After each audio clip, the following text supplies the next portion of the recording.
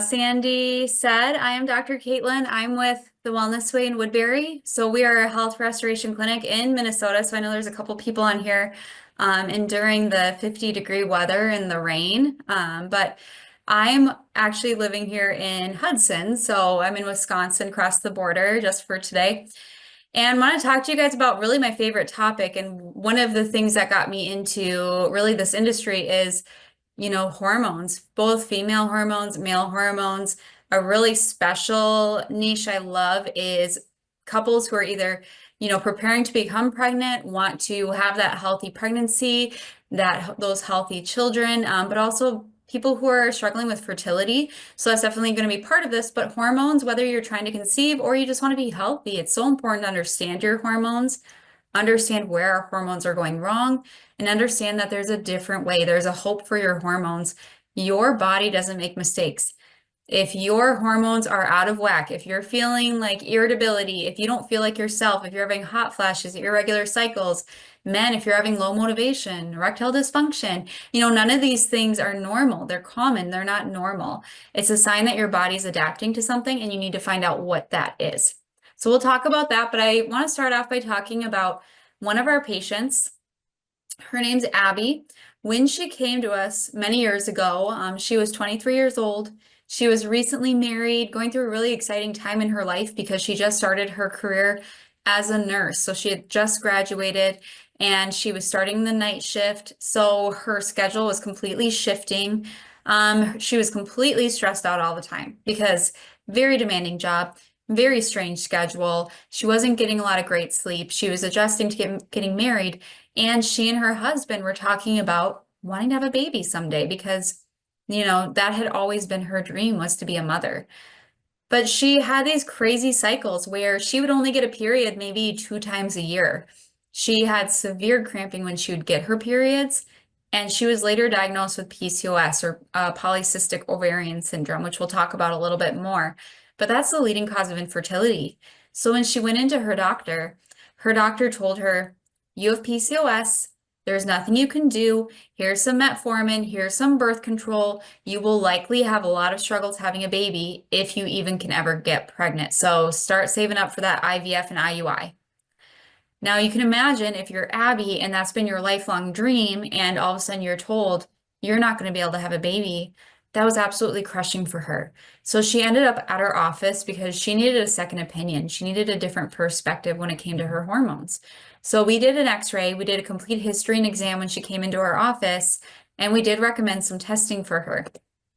So to get her started, this is our Dutch test. So this is a dried urine hormone test. Now, believe it or not, Abby had never even gotten her hormones tested by her medical doctor before they told her she'd never be able to have a baby.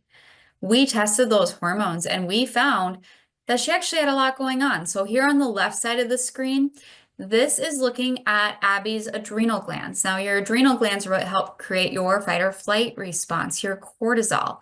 It's going to make your cortisone, which is going to give us indications of if you're inflamed. So on the left-hand side here, if we look at the very bottom where it says daily free cortisol, that number should be right in the middle of the gray throughout the entire day. Now, she wakes up just tanked. Then her cortisol stays nice and low the entire day, which you might be thinking, okay, good, she's not stressed. But cortisol needs to be balanced. That's what's going to give you motivation to get throughout your day.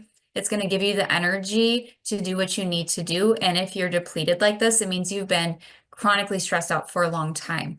And then on the left-hand side there where it says daily free cortisone, think cortisone shot. It's there to, get rid of that inflammation. Hers was really high. She was extremely inflamed. And then on the right-hand side, we saw some pretty big imbalances in her hormones where she was pushing a lot of her hormones down a pathway that was leading towards really high potent male hormones and leading to that PCOS process for her. So for her, she had to change her diet. She had to eliminate sugar. She needed to change her job actually because her job was stressing her out. She had to get a better schedule. And when she did that and we retested, all of those hormones were exactly where they needed to be because they weren't making a mistake. They were adapting to her crazy schedule, her crazy stress. And now This is her with her husband. They had their first baby quite a few years ago. They actually just announced a couple weeks ago that they're pregnant with their third baby, all because she believed that her body wasn't making a mistake and there was some other answer. There's hope for your hormones. If you've been told by a medical doctor, the only answer for you is birth control, HRT, testosterone shots, there's a different perspective that you need to take. So this is really the timeline of women's hormones. This is what we expect. We expect, it's probably easy for our parents to get pregnant. They gave birth, there were no issues, no complications. We hit puberty, women are super excited to all of a sudden, have all of those female characteristics. They're turning into a woman. Then as soon as you want to get pregnant, it's easy to get pregnant, and then you go into menopause gracefully, and you're excited that you don't have that cycle anymore, and everything is really even keeled. But the reality is, on the bottom here, fertility is getting harder and harder, and unfortunately, we're seeing so many women and men having to go into IVF, IUI, fertility treatments, spending on average about $60,000 to $70,000 to get one successful pregnancy. And then childbirth is getting more and more medicalized. When our girls hit puberty, they're in horrible pain. They've got these crazy mood swings. They have really heavy periods. So it's no wonder that their parents are bringing them into their medical doctor looking for solutions. And the only solution is birth control. So we have over 60% of women being on birth control at some point in their life.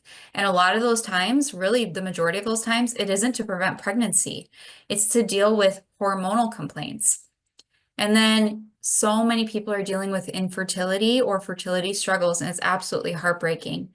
And then you go into menopause and you are so excited to have a hysterectomy because there's nothing that your uterus ever did for you. This is the state of our hormones today, and this is just showing us we've gone wrong somewhere. And talking about where we've gone wrong, let's talk about the statistics. 5 to 10% of women are diagnosed with polycystic ovarian syndrome. 84.1% of women report having painful cycles. Did you know you shouldn't have painful cramps during your period? It's common, it's not normal. 32% of all births will end in a C-section. 75% of women experience negative symptoms with menopause, and 30% of women have irregular periods. 10 to 20% of women, they're diagnosed with endometriosis, so an overgrowth of the lining of their uterus. 1 in 6 couples struggles with infertility, and 80% of women over the age of 50 have a fibroid. That means 8 out of 10 women are going to have a fibroid by the time they're 50 years old. It's just insane. But what is medicine's solution if you are a woman and you have a hormonal complaint? Birth control. You guys, they give this stuff out like candy. You can get it online now. 62% of women of reproductive age are on a hormonal birth control, and 4 out of 5 sexually active women have been on the pill at some point in their life. And more than half of birth control users use it for reasons outside of having a baby. So it's 31% was for their painful cramps. 28% are taking it to regulate their cycles. 14% are taking it for acne, 4% for endometriosis, and 11% for unspecified reasons. I had a 14-year-old patient who ended up going to her doctor and getting put on birth control to help her have more of an appetite. They will give this out for any and every reason, but it's an endocrine disruptor. You cannot have normal, healthy hormones as long as you are on that birth control pill. And you may or may not have seen headlines recently where I believe it's on either the FDA or the CDC website. They're showing that these birth control pills could be contributing to cancer in women. They know this, yet they're not warning these girls. And then what do you do if you are post-menopause and you're dealing with hot flashes, vaginal dryness, night sweats, Premarin? So one guess what Premarin actually is. So there's a little hint here on the screen. There's a few horses. Premarin is made from pregnant mare urine. So they're taking the hormones from the urine of pregnant horses and giving that to women in postmenopause to help them feel a little better. It's not even hormones from the same species that they're giving you. And thinking about men as well, what are they going to give men? They're going to test your testosterone. They're going to say, you're 50 years old, your testosterone is naturally going to go down, lower, lower, lower. You need this TRT, this testosterone replacement. You need a little shot in your butt every day to get that testosterone replenished. But it's time for us to think differently when it comes to male hormones and female hormones. So really, when it comes to this approach, and if you've watched my talks in the past, I always talk about this, but we need to understand that there is that medical approach, and that's the fireman. If your house is on fire, if you're in an emergency situation, the fireman is going to put out the fire and save your home. If you're having a heart attack, a stroke, it's important that you can be able to have access to medicine and surgery because it's going to save your life. But at the end of the day, it's not going to rebuild your body. It's not going to restore your health. So that's where the carpenter approach comes in, the wellness way approach. We come in and we look at what caused the fire in the first place.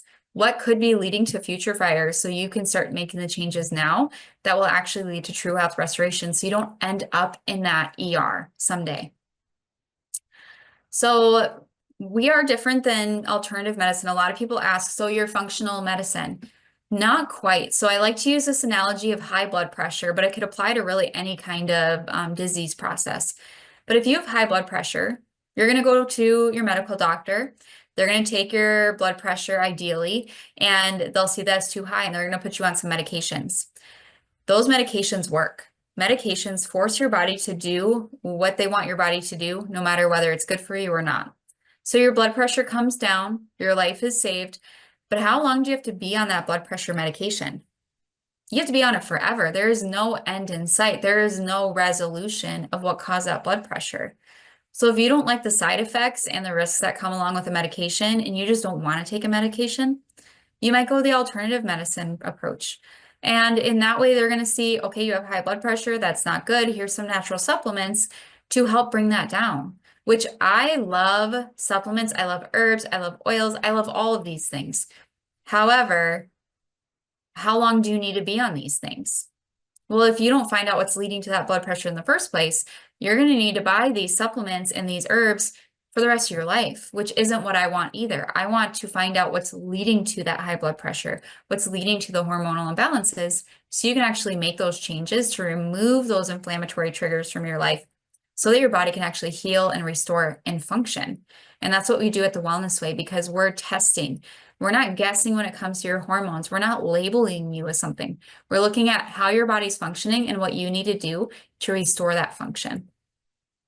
So we're going to talk about some of the causes of hormonal imbalances, both male and female, and it really comes down to three things: physical stress, toxins, and thoughts. And we'll talk a little bit about all of them, but trauma, that's what we call subluxations. So I am also a chiropractor, so I do adjust subluxations in my patients.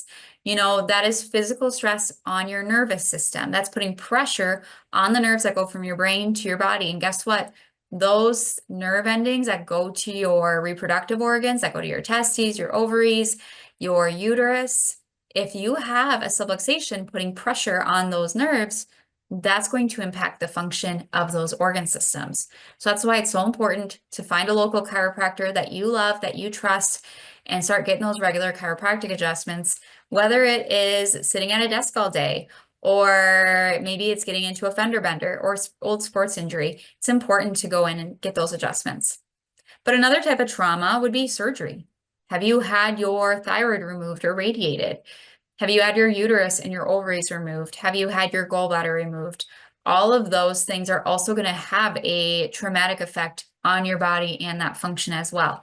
If you've had your uterus removed and your ovaries removed, you're going to need some form of support for those hormones, because all of a sudden you're missing a really vital part of that hormone process. You're missing those ovaries, which even in postmenopause, they're going to be creating 50% of the hormones that you need. So we'll talk more about that as we go along, but let's talk about the Swiss watch principle. So to understand why the way that we look at hormones, we need to understand how the body functions. So it looks like a Swiss watch, and a Swiss watch has a bunch of little gears that all need to work together in order for your watch to tell time. So your body is the exact same way, but instead of gears, you have organ systems. And the biggest one is that nervous system. That's why that adjustment is so important. But also you have your immune system and your muscular system, your hormonal system. And if you have a stressor, let's say in your immune system, let's say you have an autoimmune disease like Hashimoto's, that will affect your hormones. It's going to affect your female and your male hormones. But if we're just looking at those little hormones and ignoring your thyroid and the immune system component, you're always going to be dependent on a medication or a supplement. So that's why we do the testing that we do. We need to find out what is the stressor, not what are the symptoms. The next stressor is going to be toxins. So think about, the fillings in your mouth. Do you have any silver fillings? If you have silver fillings, those have heavy metals in them. And anytime that you eat or drink anything hot or cold, it's gassing off mercury into your body. And not only is that going to affect your gut health, it's going to affect your thyroid health because heavy metals love to go to that thyroid. And if that's affecting your thyroid health, your thyroid hormones are interconnected with those estrogen hormones. So if your thyroid is off, you're not going to have normal estrogens either.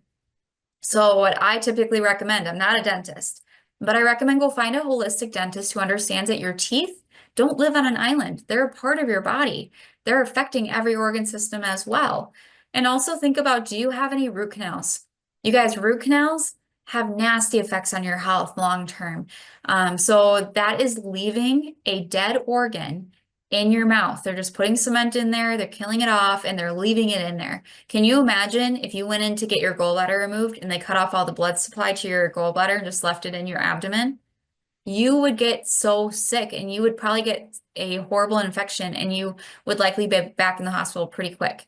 Well, the same thing happens with the tooth, just less severe.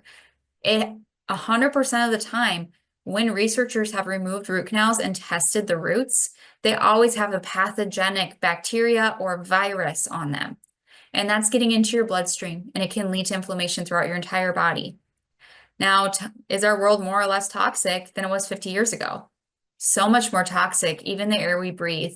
Cosmetics, anything you put on your skin is going to get absorbed into your bloodstream within 26 seconds, which is why we know essential oils are so powerful and why it's great to use them topically. But the same thing, what beauty products are you using that have endocrine disruptors in them that are disrupting your own natural hormones? So making sure to get clean makeup, clean lotions, using beef tallow instead of a conventional lotion, using crunchy makeup, CRN CHI is going to be a cleaner brand, really making conscious decisions when it comes to your beauty products. And then, of course, what we eat and drink.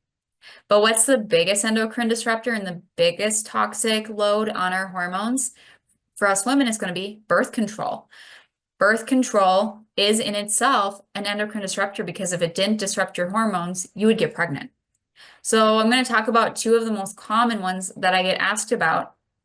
And that's going to be the oral contraceptive pill. And then, of course, people ask about, well, what about the copper IUD that doesn't have hormones? So I'll talk about both of them.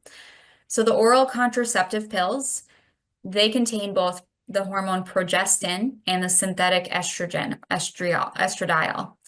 Now, it was created back in the 1950s, and it was only the progestin. And they found that there was a lot of breakthrough bleeding, a lot of accidental pregnancies, but it kind of worked, which was great. But then later on, there was a batch that was accidentally contaminated with a synthetic estrogen, accidentally. And they found that there was less breakthrough bleeding, less accidental pregnancies. It was a miracle.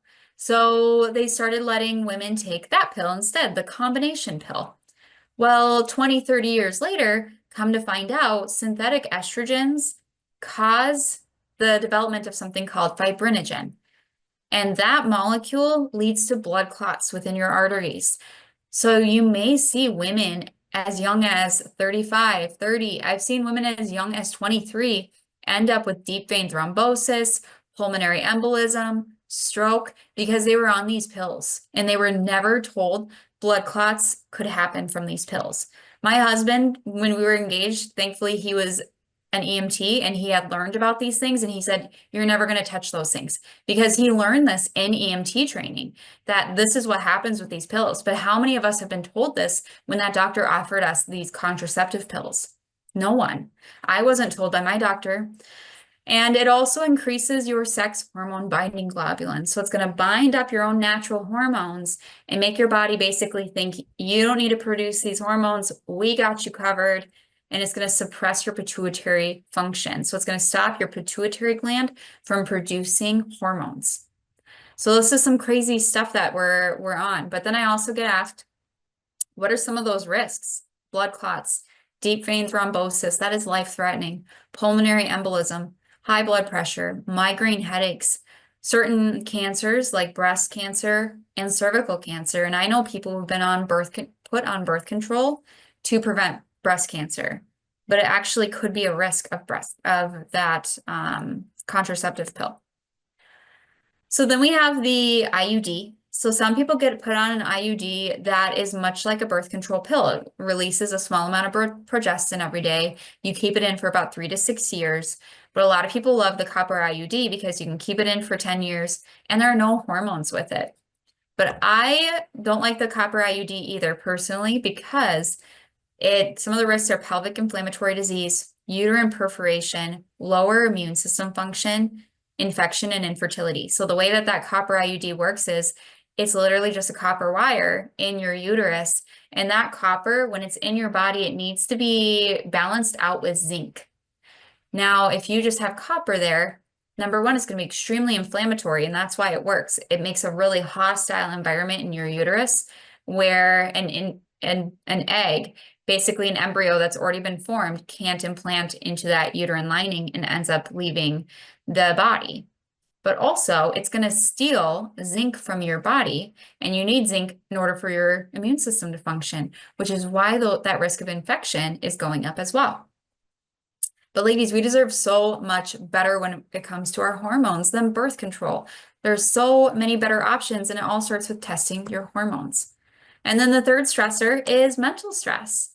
So stress is a physical or physiological stimulus that can produce mental or physiological reactions that can lead to illness. So technically speaking, it's a disruption of homeostasis or balance in the body, and it's going to be triggered by alarming experiences, either real or imaginary. So the women on this call, I'm sure 100% of you have imagined the worst case scenario many times and worked yourself up and felt sick over it and felt like the whole world was ending and then it never happened. We're really great at that. We always think of that worst case scenario and very rarely does it happen, but we're making ourselves sick over it. So stress can be physical, chemical, or emotional, according to Dorland Medical Dictionary. So let's talk about the top stressors for men and for women. So this is according to a poll, but for men, the top 3 stressors for them is work. Providing for their family, that's a huge stressor because men really take on that, traditionally can take on that leadership role where they feel like they've got to make sure food is on the table. They need to make sure their kids and their wife is taken care of. And at the end of the day, they feel like that really big sense of responsibility for that. Sex. Men are always thinking about sex. When am I going to get sex? When's the next time I'm going to have sex? And then kids. Kids are always going to be a stressor. But for women, at the top of our list is men. That can be a huge stressor. Taking care of men, also thinking about sex. Lots of the big arguments I hear from my patients is just a lack of understanding between the 2 different types of sex drive between men and women. Then we have kids. Women care about kids. They're always thinking about their children. And they always, they typically are putting those children's needs above their own. And then weight. Women care about their appearance. They care about their weight. They're always thinking about their weight, whether they're too skinny or not skinny enough. But that is always on our mind. But think about it this way, when it comes to sex and sex drive, men could go to work, get fired, drive home, get into a fender bender, get bit by the family dog, and they're still going to want to have sex. Women, we could have the best day ever, but then one person looks at us a little bit funny and we're just way too stressed out and we're just way too keyed up to even think about that. That's because we're different. Our hormones are different and that's the way we're supposed to be. So let's talk about the male cycle. So for men, when they enter those childhood years, their hormones are really, really nice and low. They're really not that much different than girls at that age. Then they hit puberty and their testosterone flies up. Then the rest of their life, that testosterone should stay nice and high. I love to see it at the very least above 500, or ideally 800. But you'll notice that line never comes down. Look at that. You could be 80. You should have the same testosterone at 80 that you had at 20. There's no reason it should ever come down. So why is that being told? Because it's common. Because we have the standard American diet.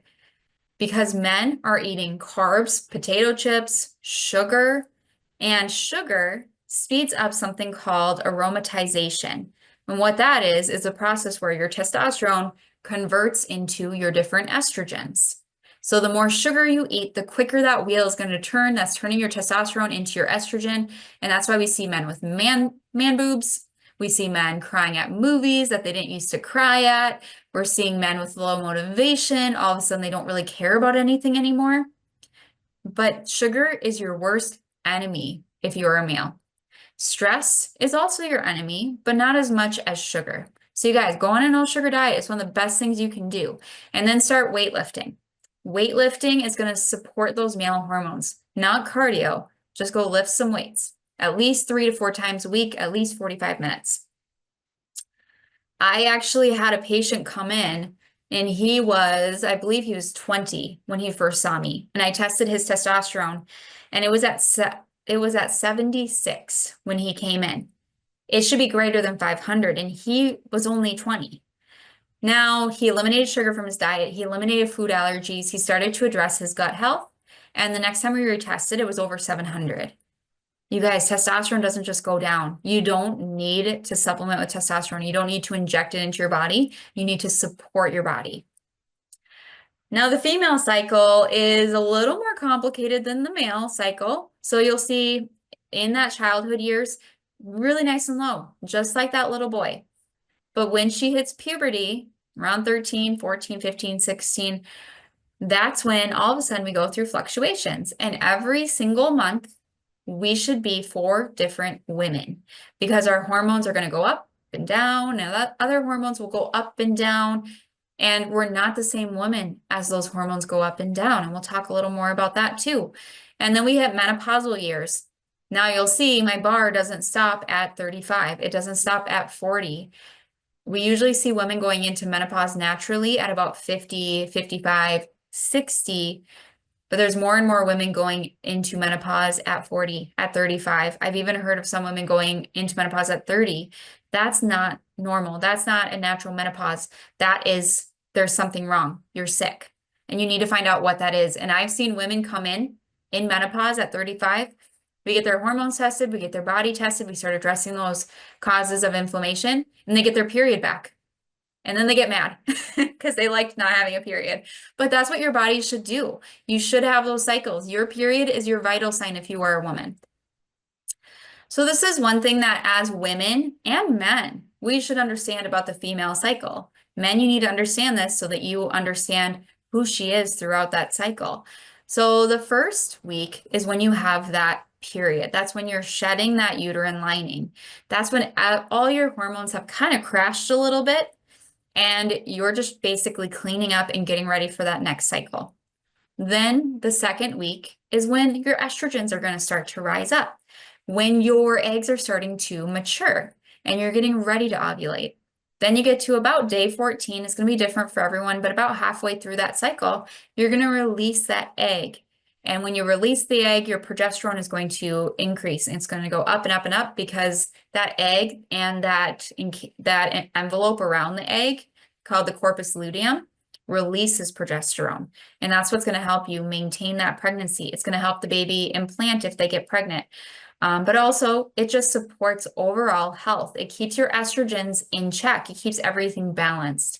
And then if you don't get pregnant, that progesterone is going to gradually decrease and you're going to have another period. This is an amazingly beautiful cycle that every woman should be going through during those cyclical years. So what do estrogens do in your body? Well, they're going to make you more energetic. So you might find that week 2, you're more energetic. You're ready to hit the gym. You're more outgoing. That's a great time to do a talk like this. You're more social. You want to be around people. You want to get out and do things, and you're enthusiastic. It increases the serotonin in your brain. So it's just going to help with motivation, with happiness. It suppresses your appetite. So, women on here, you might notice at the beginning of your cycle, you aren't quite as ravenous and hungry as you are a week before your period. That's because a week before your period, you need 15% more calories, more food than you do when your estrogens are higher. It releases more oxytocin, that happy love hormone. It helps you crave connection and it just makes you more creative. So if your estrogens are going up and down throughout your cycle, are you going to be the same person every single day? Not at all. I can tell you a week before my period, that's a really great time for me to get some busy work done, for me to do my charting, for me to do more behind the scene things. And then week 2 of my cycle is a really great time to get out into the community and network and meet people. Really understanding how your hormones function can help you shape, who you are in your career, in your family, in your life. So women, our hormones' biggest enemy is going to be stress. So this is something that if you understood this pathway as a woman and as a male, understanding this for the woman in your life, hormones don't have to be confusing then. But this is a steroid hormone pathway. I geek out about this because up here at the top, there's that yellow cholesterol. And if you're on for the cholesterol talk, you've probably already seen this pathway. But cholesterol is 80% of it's made by your liver. You need cholesterol. If you have high cholesterol, there's a reason, and it's not because you're deficient in statins. And cholesterol is going to create a hormone called pregnenolone. Pregnenolone, you can just write, mother hormone. It creates all of your female and male hormones. You need it. And that pregnenolone is going to turn into progesterone. And that's what's going to help you have those normal cycles and feel like a normal human, not have super horrible heavy periods, not have horrible cramps. And then that progesterone will turn into some of your male hormones and then eventually into your estrogens. But if you are stressed, look at that cortisol. That's your fight or flight hormone. If you're bringing the kids to 17 different sports events throughout the week, if you have a really demanding job, if you're in a relationship and you guys are trying to work through some things and it's just a very stressful time, you went through a divorce, your body needs more of that stress hormone. It's in fight or flight. Your body can't tell the difference between relational stress, work stress, and a bear chasing you in the woods. So your body is going to drain all of your hormones and make that cortisol so you can get away from that bear. That means you're not going to have healthy hormones if you're in a chronically stressed state. So you need to be aware of what you're putting on your plate. And if you have too many things, you need to make a priority list. You need to just write your top 5 priorities. And if things aren't falling into those lines, you need to let some things go because that's how important these hormones are. So also when it comes to stress, it's not just mental. It can be that physical stress. And some of my sickest female patients are women who are marathon training, who work out every single day of their cycle because they're training. Maybe they're bodybuilders. Those women are my sickest patients because they're not honoring their hormones. They're not honoring the cycle, and it's going to make them sick. That's where a lot of my infertility patients, really, that's where they lost those hormones, is because they were training too hard. So if you are in your cyclical years, if you're still getting a period, or if you know someone who loves to work out, but also wants healthy hormones, you should take a picture of this slide and show it to them. Because week 1, which is when you're having that period, it's 5 to 7 days. You really shouldn't have a period that's shorter than 5 days. It really shouldn't be over 7 days. But that's where you need to be careful with exercising because your body wants to bring all the oxygen to your muscles, to your uterus, because you're shedding that lining. So focusing on walking, stretching, light yoga, think not raising that heart rate. Doing a vibe plate is a great idea too. We have one in our office for our patients. And then week 2, that's when those estrogens are coming up. That's when you're more energetic. That's when you're ready to take on the world. That's a great time for high intensity workouts, for cardio, for running. And it's a great time to detox, and it's the easiest time to lose weight. Then we get to week 3, which is right after you ovulate and your progesterone needs to go up and your estrogen's coming down. you need to take it easy again. Walking, stretching, yoga. This isn't a good time to have those really stressful conversations with people because your body can't handle that stress because it needs to keep that progesterone going up. And then the last one is week 4. That is typically when you can handle the high intensity workouts again. So if you're following this and you have those normal cycles, that can really support that. And also you're going to see some notes on sex drive. Week 2 is a great time for sex drive. Week 4 is a great time for sex drive, but the other weeks aren't quite as great.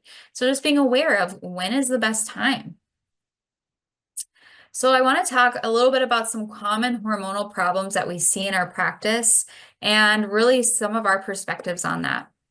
So as I mentioned earlier, 80% of women by the time they're 50 have uterine fibroids. So these are non-cancerous growths in your uterus that can develop during those those childbearing years. So you might see really heavy periods, so heavy that a lot of these women are going to be anemic and end up with iron transfusions all the time. Long menstrual periods, maybe they're bleeding for 2-3 weeks. Pelvic pain or pressure, frequent urination, because think you might have like a golf ball sized fibroid in there that's putting pressure on that bladder. Difficulty emptying the bladder, constipation, backache, or leg pain. So what I think when I hear of someone having a fibroid is, why can't they get their hormones out of the body? Their body is encapsulating that excess estrogen in that fibroid, and that's why it gets bigger and bigger and bigger. And medicine's solution is either to give you a hysterectomy, cut out the fibroid, maybe give you certain medications to help manage it, but really, or they might just tell you to wait and see. But at that point, it gets bigger, bigger, bigger. We might see it rupture. We might see some serious issues happen because of that. So we can actually test your liver to see how well is it getting hormones out of your body, or are your hormones getting stuck somewhere? So this was one of our patients who had uterine fibroids. Now looking at this is looking at male hormones on the left here where it says androgens, so like testosterone, and then really potent male hormones like DHT. And then they are going to turn into your different estrogens. So fun fact, estrogen is not a hormone. That's something we've been lied to about. Estrogen is a group of hormones. There are multiple different types of estrogens. And if you've only had one tested, you haven't actually had your hormones comprehensively tested. So this is going to show us a few different estrogens right here. So we can see E1 and E2 and E3, and you see all these red dials. That means this person has way too much of all of these different types of estrogens. But how is the liver getting it out of the body? She should be pushing 20% down this blue pathway, and she's pushing 24, which isn't too bad. She should be pushing less than 10% down this red pathway, and she's pushing 14.7. So this pathway right here, this red pathway, that estrogen, if it isn't detoxed out properly, can lead to DNA damage and eventually could lead to estrogen-based cancers in the future. I don't understand why medical doctors don't test this. You can literally see if your liver is pushing you on that path for breast cancer, and you can start making changes now by getting this done even yearly. But insurance won't cover this. Insurance will only cover your chemo. And then we look at your green pathway. So that you want to push about 70% of your hormones down, and this person is pushing 60. But the biggest thing that I'm noticing here is that those estrogens aren't really getting out. They're kind of getting stuck up here at the top. They're not pushing down as rapidly as they need to. And if you can't get those estrogens out, your body's going to go hide them somewhere, whether it's in your fat tissue, in cells on your ovaries, or in those fibroids. And that's what was happening with this patient. Then we have endometriosis, which is a disorder in which the lining of your uterus starts to get thicker and thicker and thicker, and eventually it grows outside of the uterus. And they have found it on the ovaries, they found it on the fallopian tubes, they find it in the intestines. There have even been some people where they have found that tissue in their lungs and in the brain. Those are severe cases, but that's how bad it can get.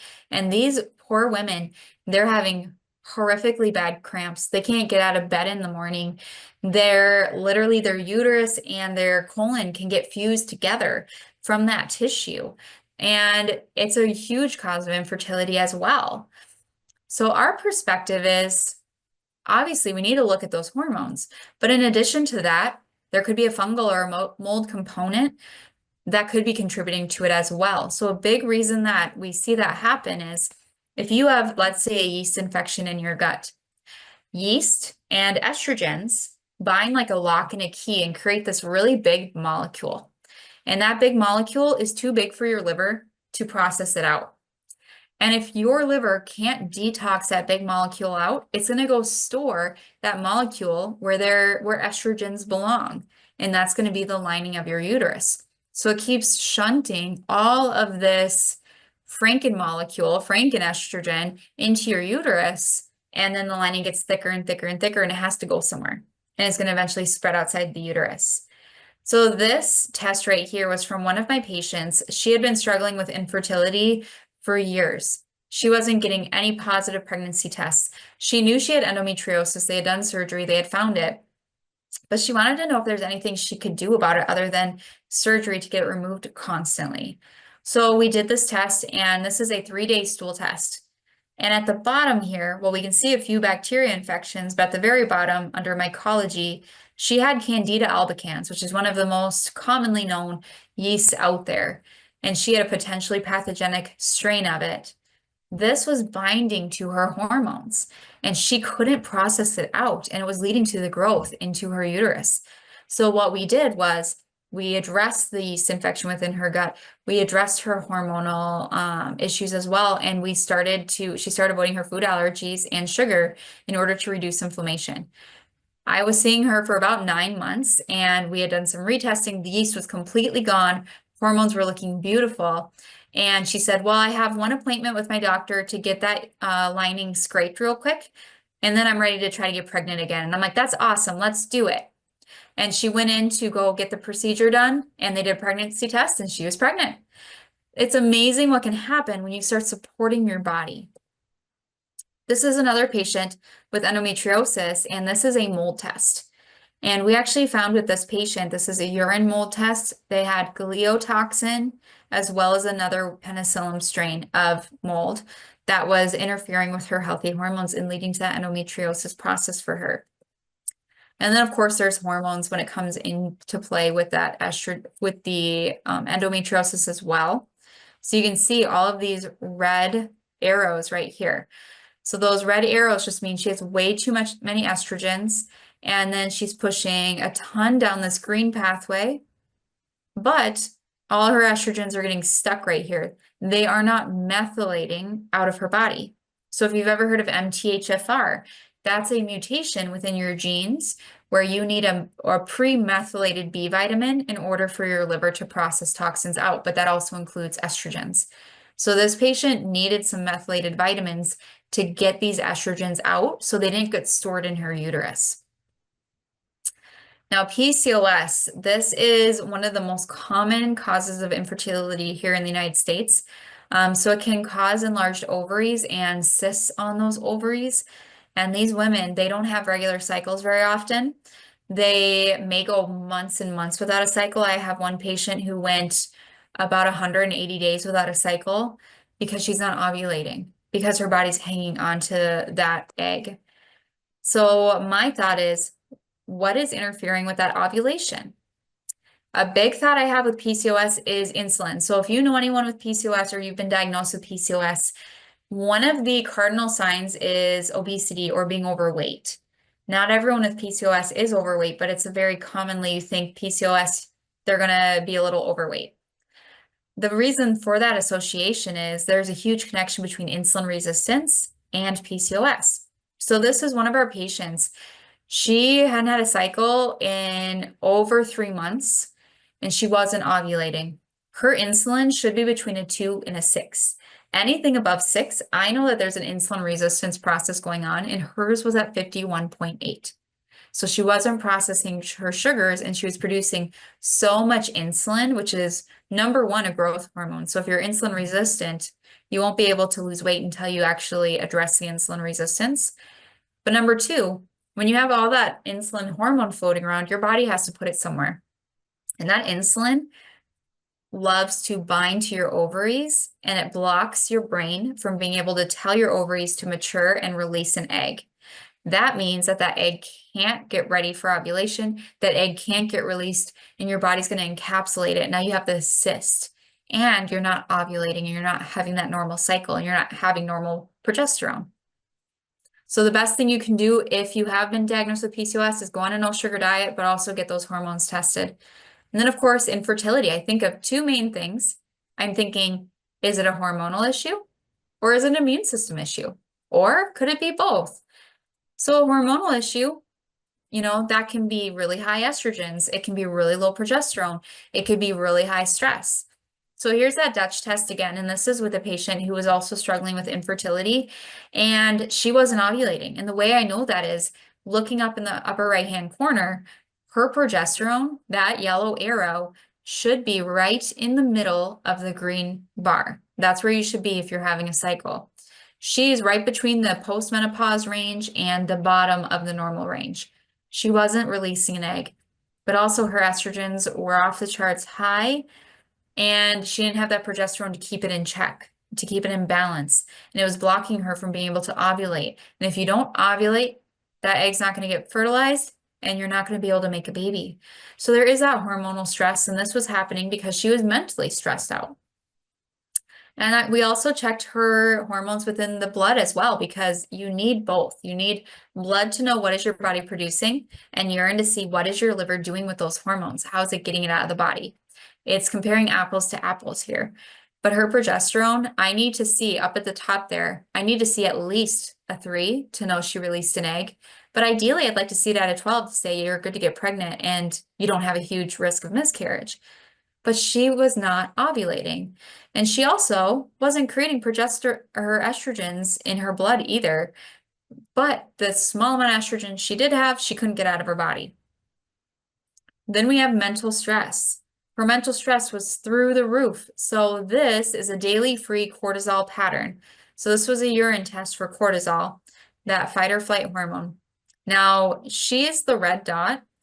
Her red dot should be in the middle of the two black bars at the very bottom of this page.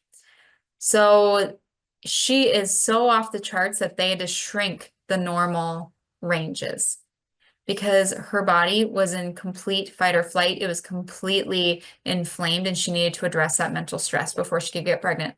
So think about it this way. If you're in fight or flight, your body thinks you're in an emergency situation. It thinks this is a dangerous world to bring a baby into. We're not going to risk getting pregnant. Your body is looking out for you and it's looking out for baby, and you need to find out what's stressing out your body. The other thing I think about with fertility challenges is immune system. If you have an infection, if you have an autoimmune condition, your body doesn't think it's safe to get pregnant, because when you get pregnant, your immune system has to naturally come down so that your body doesn't attack baby, because baby is non-self. But if you have a huge infection, if you have an autoimmune condition, your body doesn't think it's safe to let that immune system come down. So it's going to prevent you from getting pregnant. So when I see women are struggling to even get that positive pregnancy test, I am thinking there could be a hormonal component. If they're getting the positive pregnancy test, but they're having miscarriage after miscarriage, that's when I think there's an immune system stress. So this patient had some severe autoimmune against their thyroid. That's what those antibodies are at the bottom. We addressed a lot of those immune system stressors, and they went from 2,941 to 1,211. And yes, she still had some antibodies, but they weren't going up anymore. They were staying plateaued, and her body didn't feel like it was in survival mode anymore, all because she found out what was triggering that immune system stress in the first place. And immune stress can come in the form of eating foods that are inflammatory to you. So this patient had 27 IgG food allergies. So these are chronic inflammation causing foods. Most people don't know that they have, because you might not have a symptom for up to 30 days after you eat that food, but it's keeping your immune system busy. It's keeping you constantly inflamed, and it's in the way of those healthy hormones. And then, of course, immune stress within that gut. If you have a parasite, if you have bacteria infections, if you have yeast infections, those are some of the things that we need to work through before getting pregnant so that your body feels that it's safe to continue that pregnancy. Now, for men's health, there's a few things that I love to test, but when it comes to fertility, There's 40% of infertilities because of the female, 40% of the time it's because of the male, and 20% of the time it's a good combination of the two of them together. So I always tell men to avoid their wife's food allergies if they're trying to conceive, because that sperm could be carrying some certain proteins that their wife's body could attack, but also getting their sperm test done. Looking at the number of sperm, looking at if they swim well, looking at their shape, their morphology, and checking for any inflammation within that semen to make sure it's actually healthy, because maybe, mom is super healthy, but maybe dad has some stuff to work on too. And a lot of men don't want to think about that. And then we do something called a male panel as well, male hormones panel. It is going to look at your immune system. It's going to look at your red blood cells, your liver, your kidneys, your inflammation overall, but also that testosterone and stress hormones to make sure that your body is ready and that you have the best quality sperm in order to give your children the best chance at that healthy life. And then, of course, we need to talk about menopause. So that is the end of your menstrual cycle. So as you're transitioning, that's when things feel a little topsy-turvy. Things are changing. But some common symptoms are uneven or missed periods, some vaginal dryness. That's probably one of the biggest complaints I get from my patients that have gone through menopause is vaginal dryness. A tip is use some coconut oil.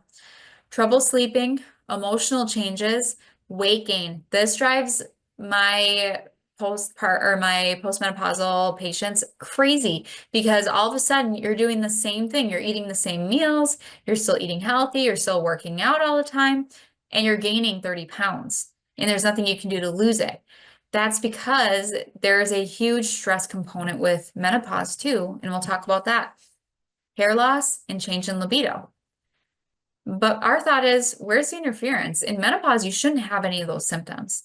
You should feel great in menopause. But the reason we don't is because we've been stressing on our bodies our entire life, and then menopause just brings a big magnifying glass on how we've stressed our body out. So think about where our hormones are made. Three main places. The first one is going to be your ovaries. Now, when you're in your cyclical years, your ovaries are making most of your female hormones. But when you hit menopause, all of a sudden your ovaries are only producing 50%, and your adrenal glands need to produce the other 50%. But what if you've stressed yourself out for 55 years and your adrenal glands are tired and they can't make enough hormone? Well, now your estrogen is going to be really low. Now all your hormones are going to be so low that you feel like you need HRT. Or that last tissue is fat. Fat is going to make your hormones if the other two are not working for you. So let's say you got your ovaries removed. You got your adrenal glands are completely tired out. Your body depends on that fat tissue to make your hormones to keep you alive and keep you functioning. And your body is going to prioritize keeping you alive over keeping you skinny. So if you are struggling to lose weight in postmenopause, you need to get your adrenal glands checked. That's super important, and you need to give them some support. So remember, you are not genetically programmed for disease. You're programmed for survival. And it's time to take back our hormone health. And the way to do that is to actually test your hormones. If you go to your medical doctor, you're going to have a really hard time getting them to fully test your hormones. And you definitely won't be able to get them to get you a Dutch test, that dried urine hormone test. And you need both to have a complete look. Men, you can get your testosterone tested, but are you getting your adrenal glands tested? Are you getting your hemoglobin A1C and insulin tested? Are you getting your E2 or estradiol tested? You need to get all of that tested to know that you're healthy as well. So I want to leave you guys with a few practical tips here, but nutrition is key. So for things like PCOS, for things like low testosterone in men, go on a no sugar diet. If you go to thewellnessway.com, go to the resources tab, there is a recipe tab, and in there is a no sugar recipe guide. And all of the recipes on there are gluten-free, dairy-free, and they're going to be sugar-free and very low carb. That's a great place to start, and that's going to support that healthy testosterone. But also getting your food allergies tested, because there's a lot of foods that are healthy for other people that are going to be inflammatory for you, and that's going to drive up that cortisol as well and drive up that inflammation. And we test that right in our office too. It's a simple blood test, and then you can know what's inflammatory and what is not inflammatory. My second tip here is avoid endocrine disruptors. So pesticides, making sure to look up the Dirty Dozen and the Clean 15. If it's on the Dirty Dozen list, you need to get it organic, and that's going to be like your berries, your leafy greens, apples, pears. You need to get those organic because those are going to have a lot of pesticides on them. Birth control. And if you're not filtering your water, if you're drinking city water, the water treatment plants cannot get all of the pharmaceutical products out of your wastewater that people are urinating into the water system. So there's going to be birth control. There's going to be SSRIs. You need a great water filter. Fire retardants on your furniture, phthalates in your makeup, plastics. If you are pregnant with a boy and you're using BPA or you're using things with phthalates in them, that can affect their male hormones into adulthood. That's one of the craziest things I wish I had known when I was pregnant with my boys. Percolate, arsenic, nonstick cookware, switch it out for some cast iron or stainless steel, mercury and dioxine. And then tip number 3, get adjusted by your friendly local chiropractor. And then tip number 4, get tested. Stop guessing with your hormones. You cannot guess. We have to figure out why your body is behaving the way it's behaving. What is triggering it? Do you need a stool test to find out if you have an infection? Are you in a moldy environment? Do you have a lot of heavy metals? Do you have food allergies? Are you completely stressed out all the time? Those are things we can test in our office and so much more. So I want to talk a little bit about some of the doTERRA products that are really great for giving you that support when it comes to your hormones. Now, again, if you're going to use these products, they're going to be a great starting point to support your body, but also get your hormones tested to know what's going to best support your body. But the foundational wellness is really something that is great for almost everyone, getting that PB restore to really support that good microbiome within your gut, because your gut is where 80% of your immune system lives. It's where most of your serotonin is created, and a lot of your hormones are converted through that gut and through the liver. So it's so important to make sure that you're supporting that gut health. E Omega Plus, essential oils, you need good, healthy fatty acids in order to make your hormones male and female hormones. And then the VNG plus the whole food nutrient complex, making sure you're getting those good nutrients in every single day to support your cellular health, to support your body so that you're not nutrient deficient. Because if you're nutrient deficient, now you're going to go into fight or flight.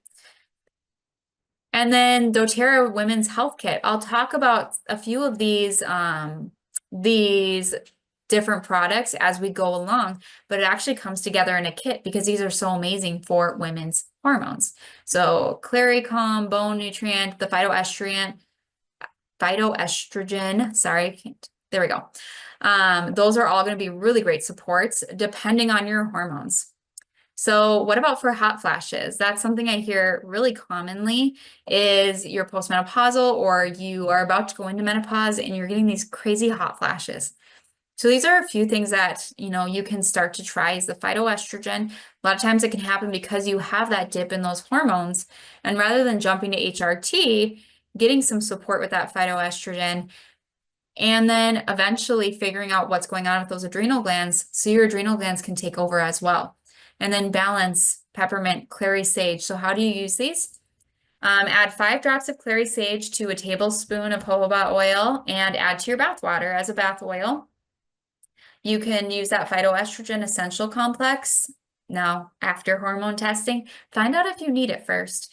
1 to 2 drops of balance and peppermint to the back of your neck in the morning and in the evening. And then 1 to 2 drops of clary sage to the forearms in the morning and the ankles in the evening. Then we have for menstrual cramps. You can apply any of these to the abdomen or you can kind of combine them too. And a warm compress may help as well. So if you're getting those cramps, doing things like the Claricalm, geranium, fennel, basil, and rosemary. And then if you're experiencing PMS or mood swings or irritability, there's going to be the Microplex VMZ food nutrient complex. You taking 3 capsules of those and then also doing 4 capsules of the omega as well with food. And then you can diffuse or use topically the Claricalm, the bergamot, the Roman chamomile, and the geranium. Geranium is really great. Geranium, ylang ylang, those are amazing to diffuse. during that first half of your cycle. During the second half of your cycle is when you want to do more of the warm type of herbs like the clove.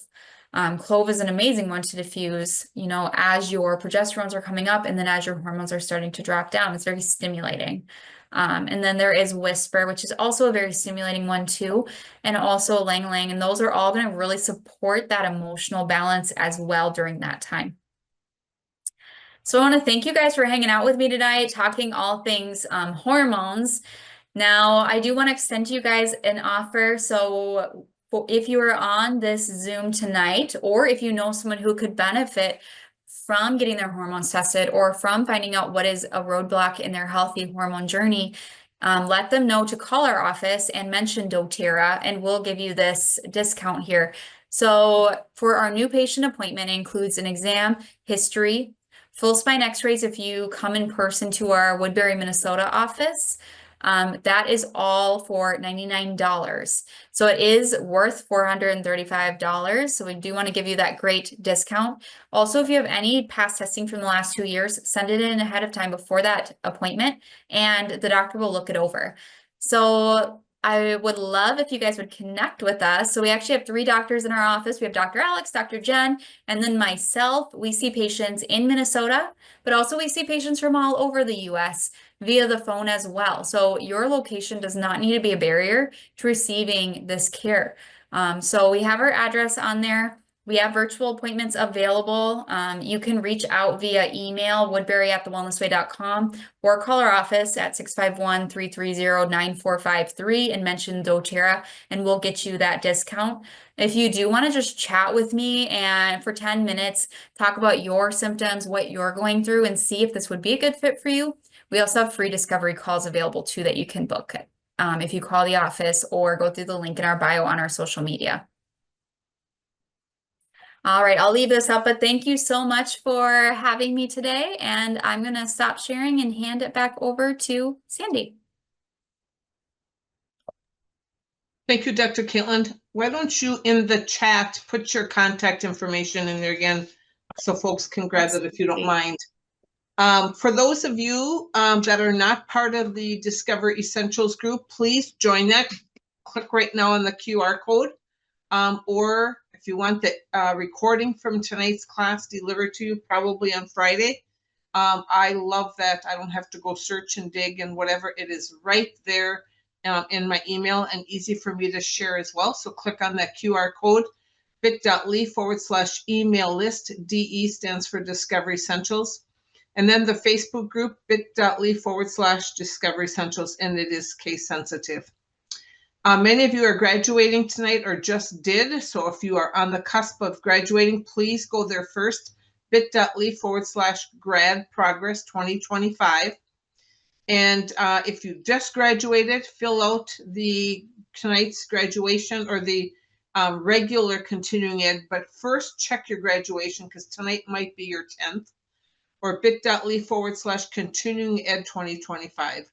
And it's important that you fill these out within the next hour.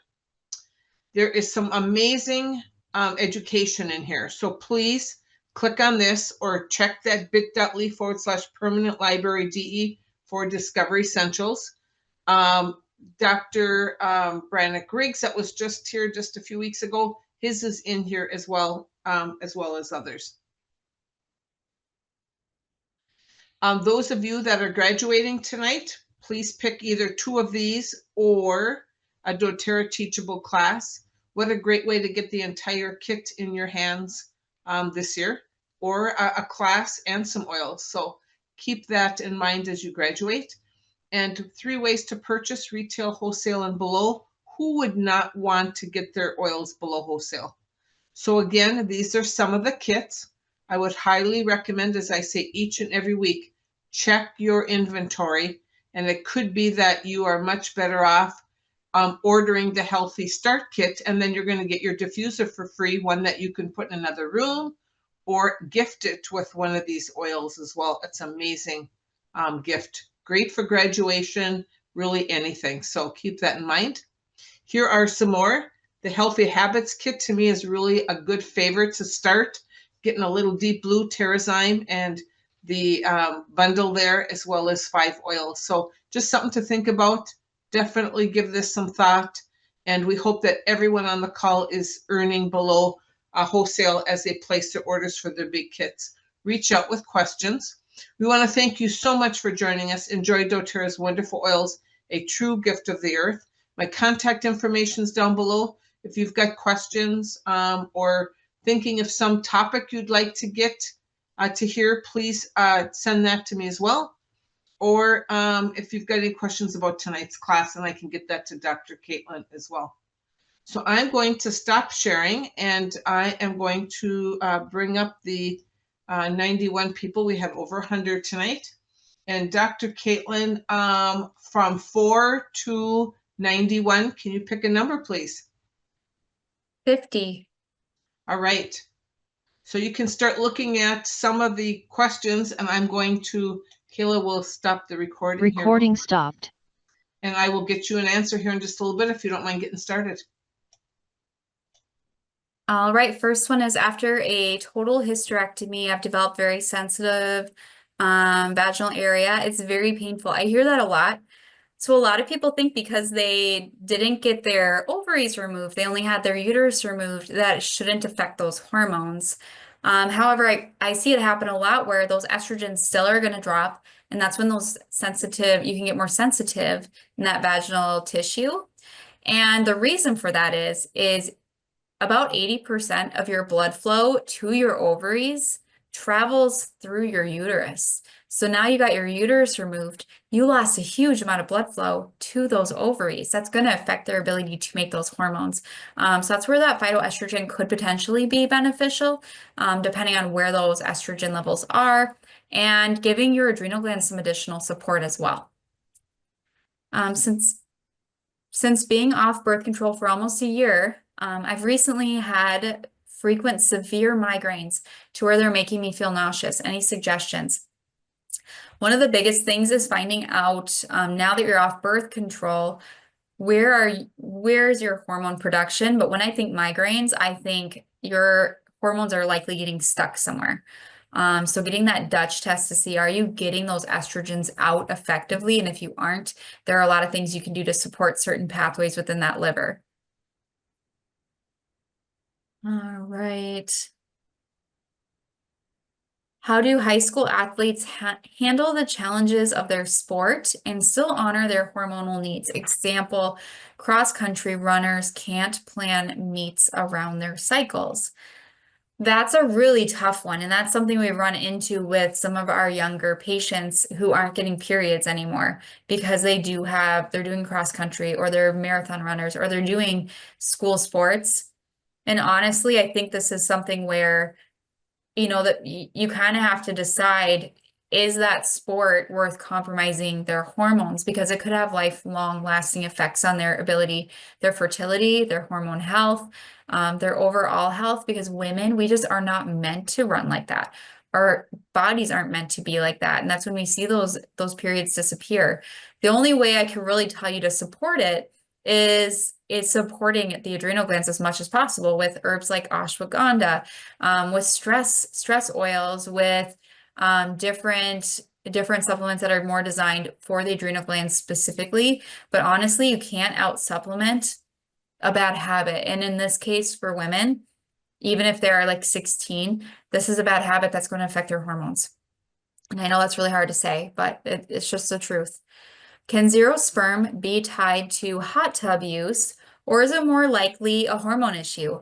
So definitely, if the testes have sustained any kind of physical trauma, that could certainly affect their ability to make sperm. Now, does a hot tub necessarily do that? Probably not to that degree where all of a sudden you have no sperm. So I would assume it's more than likely either a physical trauma or a hormonal issue going on in their body. All right, where do I go to find the no sugar diet? So thank you for sharing that, thewellnessway.com. Go to, under guides, the no sugar challenge guide. And then you can also find some recipes on the website as well. All clothing has flame retardant and terrible stuff. Absolutely. Like the more you can shop at like thrift stores or secondhand, the less you're going to get exposed to those fire retardants. What products will help you detox mold out of your system? Well, my first thought is get tested and see how well is your liver functioning. Do you know you're in a moldy environment? We'll try to get out of that environment or get a really good air purifier like Triad Air. Isn't a passive air purifier. It actually shoots out ionization and ozone, a small amount of ozone in order to bind to toxins like mycotoxins, so you don't end up breathing it in. And then I just think mostly about, what's going to help with detoxing that liver if the liver is ready to handle it. Things like dandelion root, things like castor oil packs. There's lots of different things that can support that, but everyone is different in their needs there. Phytoestrogen is important in menopause, definitely can be a huge support. Valerie, are these women supplements both available? Kayla answered that question. And then can you go back to the slide with the inflammatory foods? So I think, Robin, you must be meaning the food allergy list. So that is very individualized to that patient. Doesn't mean that those would be inflammatory foods for you. So I get my food allergies tested every single year, and I'm allergic to blueberries and goat cheese and black and white pepper, whereas, my husband is not. So it's not inflammatory for him. That's where it's so important to get those food allergies tested so you can find out what's inflammatory and what's non-inflammatory, and you can start to reduce that inflammation right away. All right, let's see if we have any more questions. Okay, so tips for working with your cycle in our very masculine slanted workplace. I really like that question. I wish I had a great answer for it. I think about it all the time. The more that women can, plan out their own schedules around their cycle, like maybe you're planning a big project. Well, if you need to get a few creative things done for it, put that off until you're in your second week of your cycle. If you have the ability to do that, if you have to give a big presentation, do that around ovulation. If you need to do a little bit more computer work and a little more like, numbers and just more logic like things, maybe do that in week 4 of your cycle. So just kind of planning as much as you can, but unless you're an entrepreneur or working for someone who really understands these cycles and these hormones, it's going to be really difficult to work around that. I mean, even me, I know all about this, but there are certain times when I just have to do what I have to do and it sucks. And I do take some herbs and supplements in order to support my body through those times. Okay, what do you suggest for doTERRA products for the vaginal dryness? The phytoestrogen is the biggest one that comes to mind. And then also just using that coconut oil. And then Julie, is there a problem taking phytoestrogen before menopause? No, I would just say it just depends on what your hormonal needs are. I do have some patients that do need that support pre-menopause, but also finding out, is it because you've had your ovaries removed and your uterus removed and going from there? Let's see. Think that okay, here's one more. Oh, Robin, thank you. I saw pistachios and I panicked. Yep, nope. I'm allergic to pistachios, but no, not everyone is. And then suggestions for night sweats, sleep challenges. For night sweats, a big one that I see is that can be related more to histamine. So whatever you can do to start reducing histamine, start reducing inflammation, because that's going to affect those estrogens as well. And then Real stop quick, Dr. Kaytlin, what has worked well is the Cleary Calm. Just rub it together and run down the cleavage and under both girls and in your lower abdomen. Has helped me tremendous for night sweats. I love it. What's a reliable way to test the food allergies? So we use immunolabs. I draw blood in our office and it just tests your body for IgE antibodies, which is instant anaphylactic. You ate a peanut, your throat swells up kind of allergies. And then it also tests IgG food allergies, which are more chronic inflammation causing food allergies, the one that I was talking about. It's one blood test. You get the results back in about a week. And then you just see a red list for what you're allergic to and a blue list for what you did not react to. What numbers are you looking at to determine if you need the phytoestrogen? So the biggest one is going to be your E2, or your estradiol, but really I look at all of them.